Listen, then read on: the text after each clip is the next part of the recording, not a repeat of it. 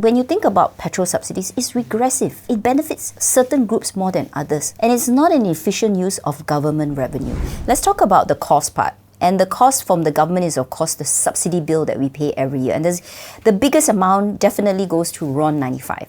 So I think you get some, government gets some points for addressing that in Budget 2025, where they basically said that the RON 95 petrol subsidies will be removed for what they have come up as a new classification of T15. There was some savings there. I think how much?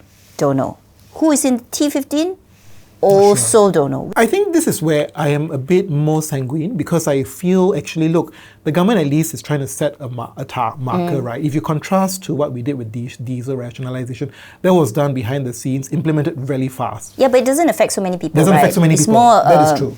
More businesses. More businesses.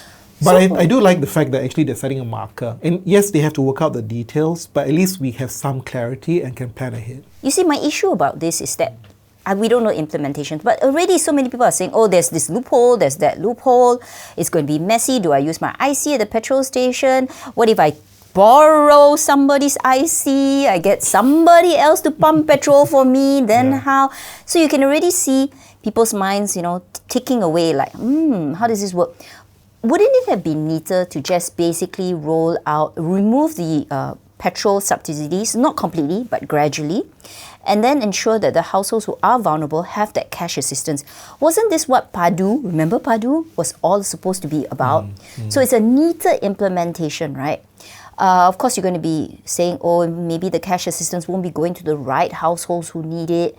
I think that's the thing about any government measure. It's never going to be perfect, but you've got to try, and you've got to pick the method that is probably the most efficient. And the other thing also, we are in an economic sweet spot. Are we not? We are. I mean, if you look at the GDP forecast, 4.5% to 5%, right? Yeah. Really good numbers. And the ringgit, although of late has weakened, is still 4.30 thereabouts to the US dollar. Unemployment, low, 3.2%, right? It's low. What happens if we move into, let's say, mid-year 2025? For whatever reason, GDP decelerates, right? It goes below 4. Unemployment inches up. Ringgit goes back to 5. The mood is going to be very different. And are we then going to have the political will to push forward with even more petrol subsidies? Because when you think about petrol subsidies, it's regressive. It benefits certain groups more than others.